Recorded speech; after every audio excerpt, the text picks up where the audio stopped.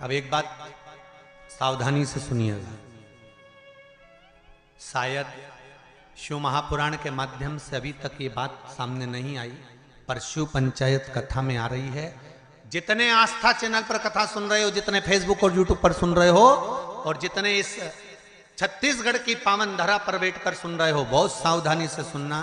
एक प्रश्न हमारे भीतर खड़ा होता है, जब हम सूर्य नारायण भगवान को अर्घ देते हैं, जल चढ़ाते हैं, तो वो जल पृथ्वी पर जब गिरता है तो उसके छींटे हमारे शरीर पर लगते हैं। क्या वो ठीक है?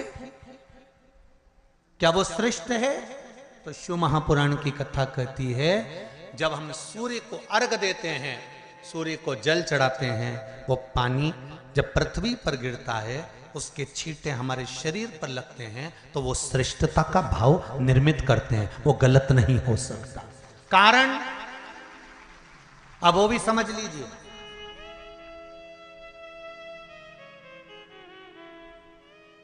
अब सूर्य नारायण भगवान को आप जल चढ़ा रहे हो तो छींटे नहीं लगे, उसके लिए क्या स्टूल पे चढ़ के चढ़ाओगे कि कुर्सी पे चढ़ के चढ़ाओगे?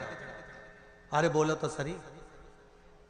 अब कई लोगों के दिमाग में यह बात भरा गई कि हम भगवान को जल चढ़ाते हैं, वो हमारे शरीर में छींटे लगते हैं, जमीन पे से पानी गिरता है, वो हमारे शरीर को छींटे लगते हैं, भगवान को अच्छा नहीं लगता होगा। कौन ने कहा? पहले तो उसको पकड़ के ला।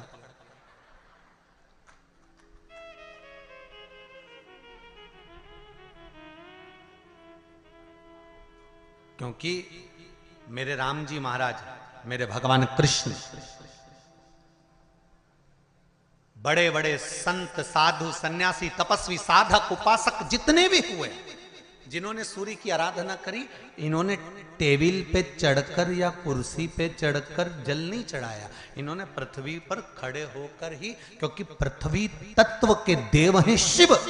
जब हम मृत्यु लोक पर खड़े होकर, पृथ्वी पर खड़े होकर भगवान शंकर का भाग पृथ्वी तत्व को धारण कर कर जल को हाथ में लेकर जब समर्पित करते हैं, और जो जल नीचे गिरता है वो शरीर पर अगर लगता है तो हमको उसका आशीर्वाद ही प्राप्त होता है, दोष नहीं लगता। पर लोगों ने इसको विपरीत कर दिया। कि कौन ने विपरीत करा? कई लोगों ने इसको विपरीत कर दिया। कौन ने विपरीत करा? तो जो दूसरे धर्म के लोग होते हैं, जिनको हिंदू धर्म से नफरत होती है और जो हिंदू धर्म की पूजन, सेवा, अर्चना को समाप्त करना चाहते हैं, वो धीरे धीरे धीरे धीरे कहने लगे कि सूर्य को जल चढ़ाओगे तो शरीर में लगेगा, शरीर में लगेगा तो दोष लगेगा। इसको कह कहकर घर घर में सूर्य को जल चढ़ाना लोगों ने बंद कर दिया कि आप जल चढ़ाएंगे तो दोष लगेगा, शरीर पे छींटा लगेगा, शरीर को ऐसा लगेगा। ये दोष नहीं है। कितनी सुंदर बात है महाराज। सूर्य नारायण भगवान को जब जल चढ़ाया जाता है, हाथ सिर से 8 इंच की दूरी पर होना चाहिए। जम के बोलिए, सिर से कितना ऊंचा होना चाहिए? 8 इंच ऊपर अपना हाथ होना चाहिए मस्तक से सूर्य को जल चढ़ाते समय। और ना चांदी का, ना स्टील का, ना लोहे का, ना प्लास्टिक का, ना कांच का, ना सोने का कोई बर्तन, ना कांसे का, ना एल्युमिनियम का, ना पीतल का, केवल एक पात्र होना चाहिए, वो है तांबे का। काय का पात्र होना चाहिए? तांबे का पात्र। और सूर्य नारायण भगवान को जब 8 इंच ऊपर तुम्हारा हस्त है, और जब हम सूर्य को जल चढ़ा रहे हैं, कैसे जल चढ़ाना है वो भी समझ लीजिए।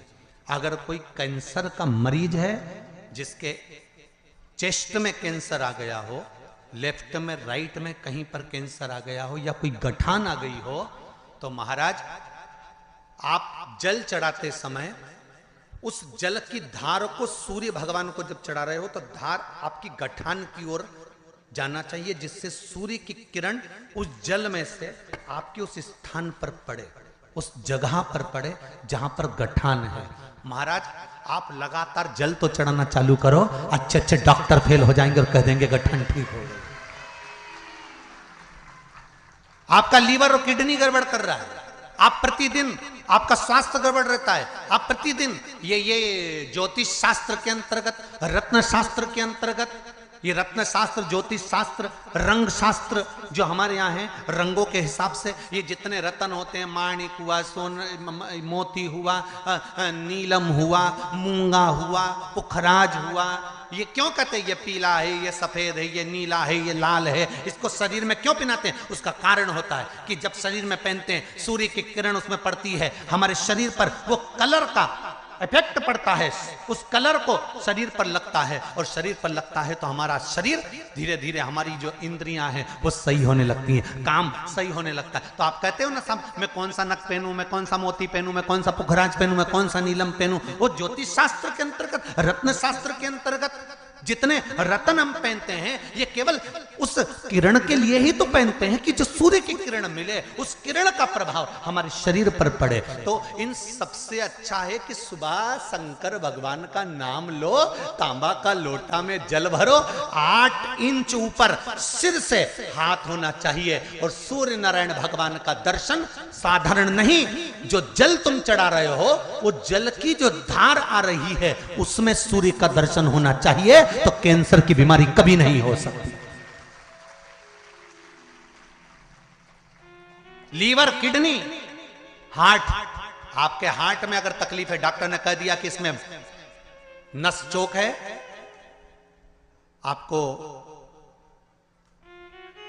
कहीं ना कहीं छल्ला डलेगा, आपको कह दिया इसमें कुछ ना कुछ प्रॉब्लम आ रही है, आप सूर्य को अर्घ देना चालू कर दो, सूर्य को जल चढ़ाना चालू कर दीजिए। आप सूर्य को जल चढ़ाओ, वो जल की जो तरंग आ रही है, वो जल जो निकल कर जा रहा है, उसकी जो किरण आपके हृदय पर, आपकी छाती पर पड़ रही है, नाड़ियों में पड़ रही है, नसों में पड़ रही है, उसका बल देखो तो शरीर 1 महीना लगातार चढ़ाओ, तो 15 दिन 20 दिन कर तो देखो।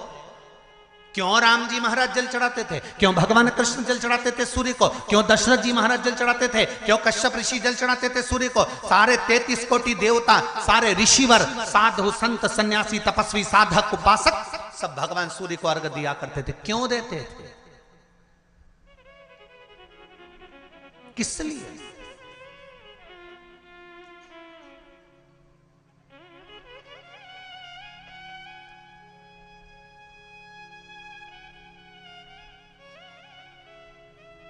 सूर्य नारायण भगवान को जल चढ़ाते समय आपके पंजों की एड़ी ऊंची नहीं होना चाहिए, ध्यान दीजिएगा महाराज।